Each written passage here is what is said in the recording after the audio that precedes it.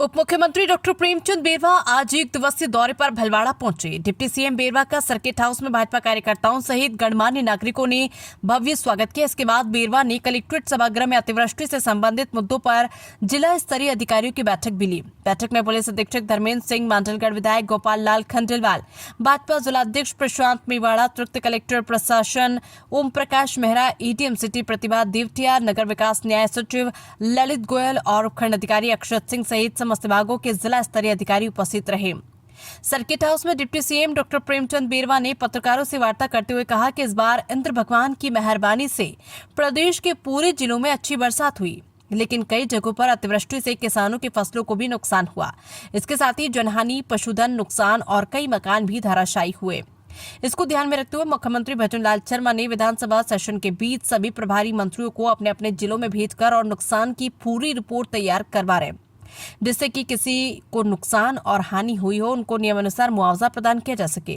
बेरवा ने coaching bill के सवाल पर कहा कि बच्चे जो आत्महत्या की ओर बढ़ रहे हैं उनको रोकने के लिए ये बिल पारित किया गया है। इसकी कमेटी में अभिभावकों के साथ अनेक एक्सपर्ट्स, मनोवैज्ञानिक, चिकित्सक भी शामिल रहेंगे। इसमें ऐसी कोचिंग संस्थाएं जिसमें 100 से कम बच्चे हैं उन्हें रजिस्ट्रेशन के दायरे में बाहर रखा गया है। इस बिल को मुख्य उद्देश्य ये कि बच्चा अवसाद में न आए और उस पर ज्यादा प्रेशर न पड़े। मेरा सभी अभिभावकों से भी आग्रह है कि बच्चों को उसकी क्षमता के अनुसार ही पढ़ाई करने दी जाए। उन्हें डॉक्टर या इंजीनियर बनाने की जगह उनमें जो दक्षता है उस पर ध्यान दें। कांग्रेस प्रदेश अध्यक्ष द्वारा विधानसभा अध्यक्ष पर अविश्वास प्रस्ताव लाने के सवाल पर डॉक्टर बेरवा ने कहा कि ये एक संवैधानिक पद है और उसका हमें सम्मान करना चाहिए। कांग्रेस पार्टी का अगर इस राजस्थान के उत्थान के लिए अगर कोई मुद्दा हो तो उस पर सरकार विचार करती है, लेकिन इस तरह की बातें सही नहीं। पूर्व सीएम गहलोत द्वारा वसुंधरा राजे पर दिए गए बयान के सवाल पर डिप्टी सीएम ने कहा कि मुख्यमंत्री शर्मा और भाजपा एक संस्कारवान पार्टी है। ये विजन लेकर कार्य करती है, राष्ट्र निर्माण व राष्ट्र नीति तैयार करके कार्य करने वाली पार्टी है। इसमें जिसे भी जो दायित्व दिया जाता है वो अच्छी तरह से निभाता है। वो अपनी पार्टी की चिंता करें, हमारी पार्टी और लोगों की हमें चिंता करेंगे। बिलवाड़ा से संवाददाता गोविंद पायक की रिपोर्ट।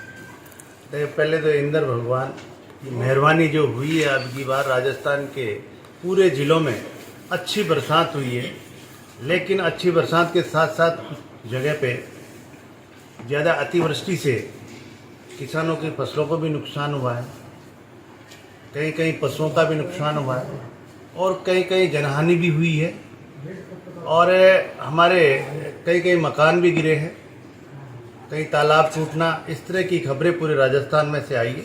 और इसको ध्यान में रखते हुए हमारे यशस्वी मुख्यमंत्री जी भजनलाल शर्मा जी ने विधानसभा का सेशन चल रहा था, जब भी सभी प्रभारी मंत्रियों को अपने अपने ज़िले में भेजकर और उनकी पूरी रिपोर्ट लेने के लिए भेजा है, क्योंकि जितना भी नुकसान हुआ है, जितने भी जो हानि हुई है, उसका सरकार उनको राहत देने के लिए जो भी नॉर्म्स है उसके अनुसार उनको राहत देने का काम करे। कोचिंग बिल आया नहीं, कोचिंग बिल पेश हो गया, पारित हो गया और हमारे जो बच्चे हैं वो आत्महत्या की तरफ जो बढ़ रहे थे उनको रोकने के लिए और उनके अभिभावकों का सहयोग भी उसमें लिया है।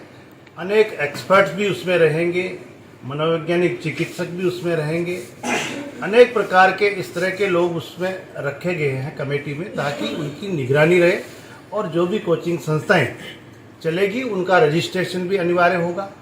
और हमने उसमें प्रावधान रखा है कि हम 100 बच्चों तक रजिस्ट्रेशन कराने की ज़रूरत नहीं है, क्योंकि इससे जो छोटे कोचिंग संस्थान हैं जो अपने बच्चों को पढ़ाते हैं उनको भी इस दायरे से बाहर रखा गया है।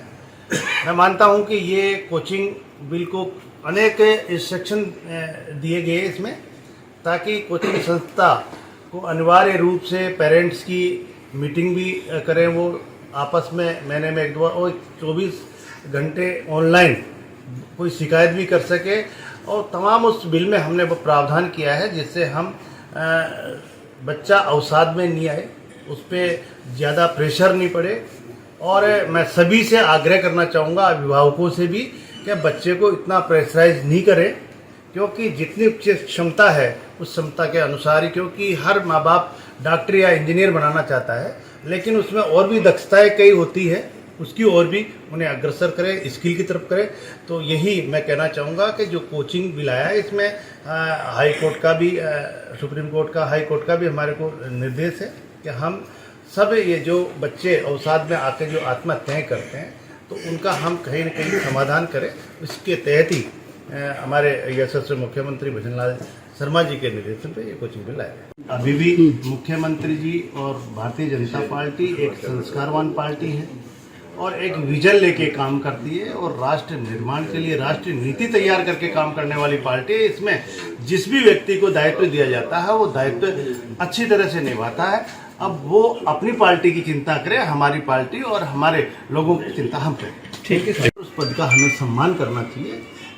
मैं मानता हूं कि कांग्रेस पार्टी, विपक्ष पार्टी अगर इस राजस्थान के उत्थान के लिए अगर कोई उनका मुद्दा हो तो उस पर सरकार विचार करती है, लेकिन इस तरह की बातें करते हैं मैं मानता हूं कि ये सही नहीं है। इस राजस्थान के उत्थान के लिए, राजस्थान के विकास के लिए बातें करते हैं।